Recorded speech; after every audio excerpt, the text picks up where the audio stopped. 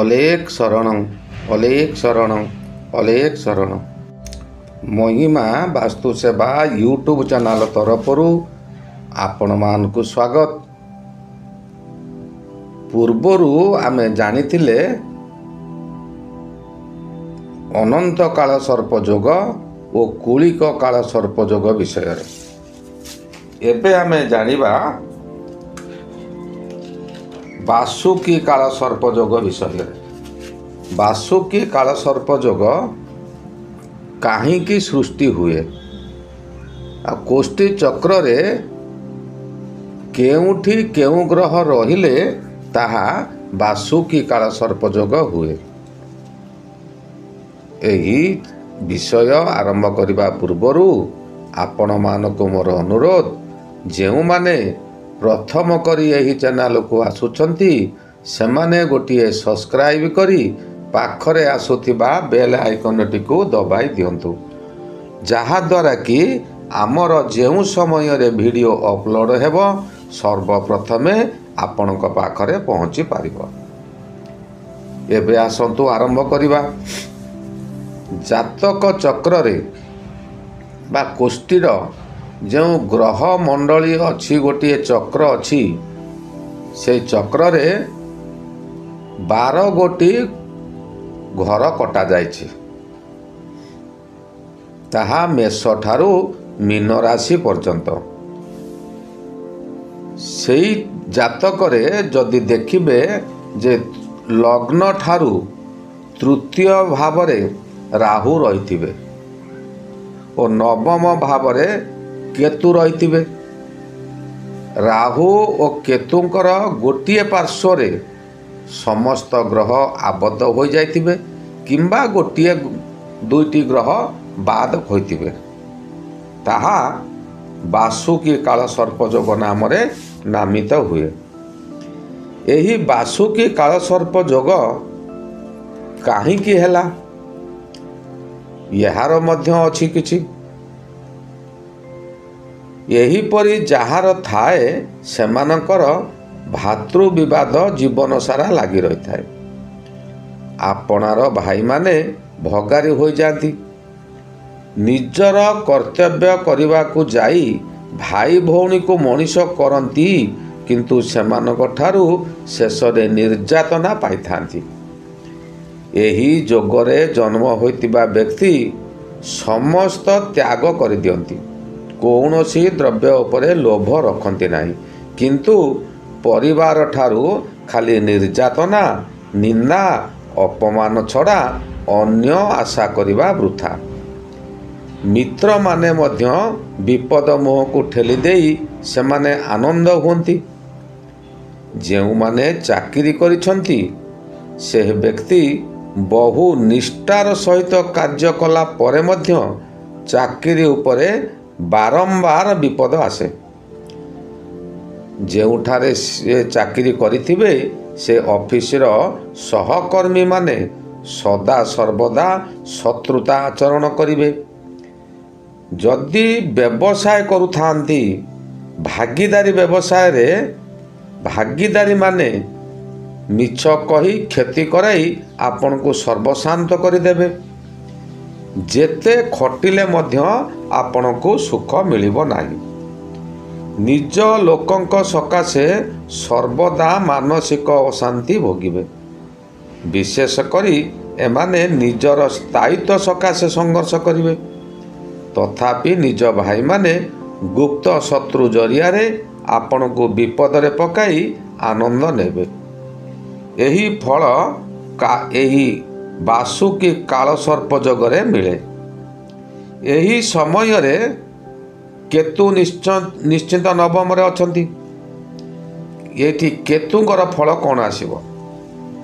ଏହାର ଫଳ ସ୍ୱରୂପ ଆପଣ ଅଯଥାରେ ଶକ୍ତି କ୍ଷୟ କରି ଦୁର୍ବଳ ହୋଇପଡ଼ିବେ। ମନୁଷ୍ୟ ଅପଯଶର ଅଧିକାରୀ ହେବ। ଏହି ନବମ ସ୍ଥାନ ପିତୃସ୍ଥାନ ଓ ଧର୍ମସ୍ଥାନ। ଏଣୁ ବାଳୁତ କାଳରୁ ପିତୃପୀଡ଼ା ମିଳିବ। ପିତୃପୀଡ଼ା କାରଣରୁ ସମାଜ ପାଖରୁ ଆପଣ ଉପହାସ ପାଇପାରନ୍ତି। ଯେତେ ଧର୍ମ କାର୍ଯ୍ୟ କଲେ ଯେତେ ଦାନ କଲେ ଖାଲି ନିନ୍ଦନୀୟ ହୋଇଥାନ୍ତି। ବାରମ୍ବାର ନିନ୍ଦା ପାଇବା ଦ୍ୱାରା ଏମାନେ ବାଧ୍ୟ ହୋଇ ଅଧର୍ମ କାର୍ଯ୍ୟରେ ମନ ଦେଇଥାନ୍ତି। ଅଧର୍ମ ସକାଶେ ସବୁ କିଛି ପୁଣ୍ୟ ନଷ୍ଟ ହୋଇଯାଏ। ପୁତ୍ର ଓ ଭାଇ ସକାଶେ ସର୍ବଦା ଚିନ୍ତିତ ରହନ୍ତି।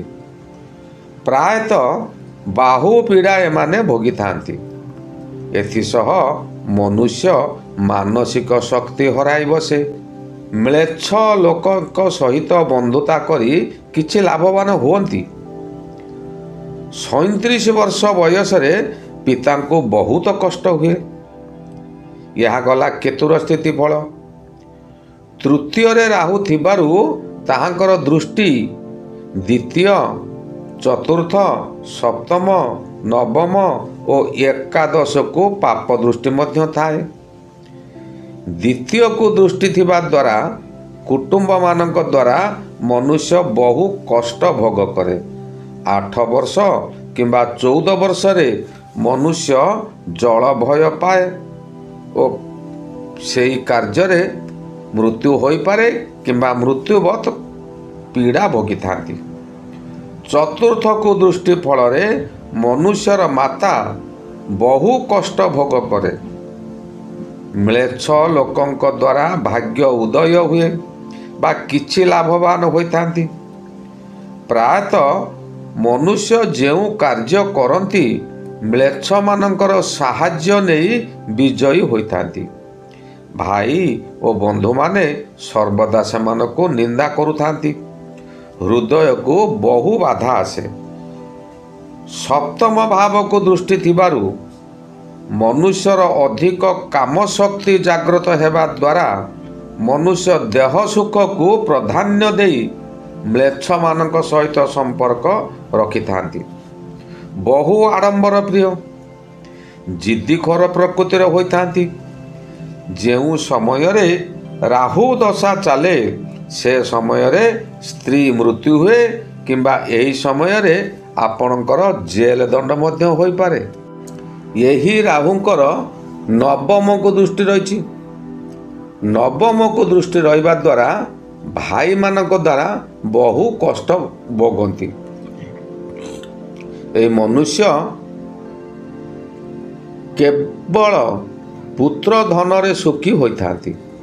ମିତ୍ର ପୀଡ଼ା ମ୍ଲେଚ୍ଛମାନଙ୍କ ପୀଡ଼ା ଦ୍ୱାରା ଭୋଗୀ ହୋଇଥାଏ, କିନ୍ତୁ ସେହିମାନଙ୍କ ଜରିଆରେ କିଛି କାର୍ଯ୍ୟ ହାସଲ ହୁଏ।